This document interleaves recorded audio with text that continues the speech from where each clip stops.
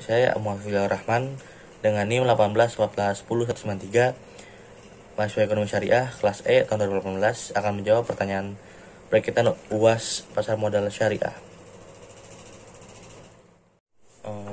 Baik, pertanyaan pertama, bagaimana kondisi pasar modal Indonesia? Menurut saya itu cukup baik, perkembangannya bahkan dibilang cukup pesat, karena di tengah pandemi dan kondisi VUCA atau yang penuh dengan ketidakpastian, kita bisa bangkit bahkan terus berjalan mengikuti alur yang ada, bahkan menciptakan beberapa rekor-rekor sejarah, seperti bahkan banyak yang mengatakan tahun 2020 merupakan tahun kebangkitan investor lokal karena peningkatan jumlah yang cukup signifikan. Dilansir dari kontan.co.id, data menurut KCI mencatat perolehan investor hingga tanggal 29 Desember 2020, investor pasar modal mencapai 3,8 juta. Itu meningkat 55,83% dari dibandingkan dengan tahun 2019.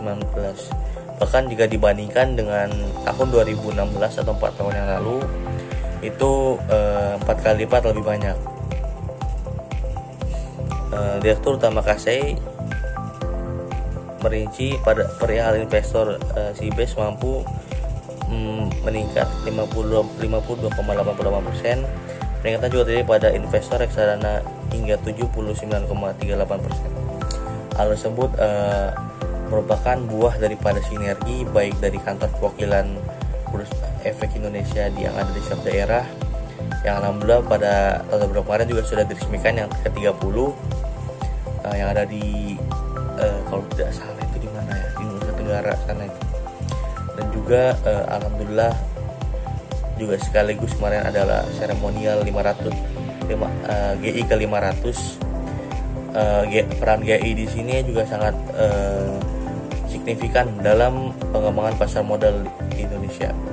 Karena berkat GI lah banyak inovasi dalam literasi masyarakat Indonesia. Banyak yang orang menjadi tertarik melalui inovasi tersebut. Dan menurut data KCI juga, jumlah investor didominasi dari umur 30 sampai 40 tahun, dimana atau yang bisa disebut dengan kaum milenial. Mengapa demikian terjadi? Karena kan kita sekarang WFH dan SFH. Jadi kita nih banyak di rumah dan semua mengandalkan internet. Jadi peran GI tersebutlah banyak GI yang kerjasama, baik itu melalui Zoom, webinar Zoom, live IG, dan banyak kolaborasi lah, baik itu antar sinergi GI, AB Mitra, dan juga KPW dari BI. Berkat sinergi itulah dapat hasilnya sekarang.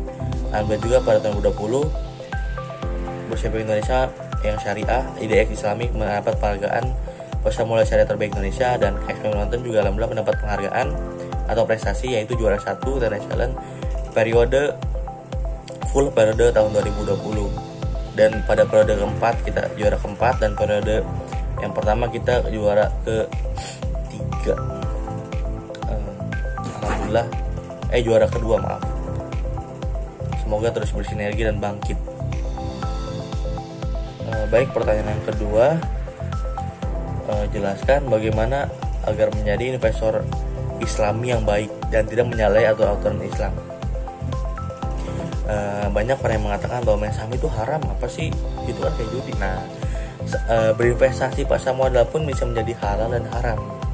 Meskipun yang dibeli itu saham Bank BRI Syariah ataupun saham syariah, tetapi itu bisa menjadi haram. Uangnya halal tapi bisa menjadi haram.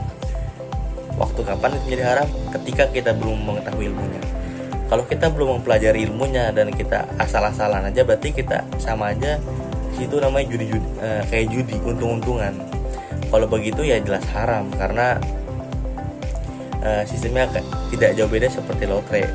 Tetapi jika kita mempelajari ilmunya, kemudian sahamnya kita cari tahu, insya Allah itu tidak menjadi haram, karena itu sudah jelas mekanismenya, fatwanya sudah ada, kita hanya tinggal memilih saham-saham yang terdapat pada DSN,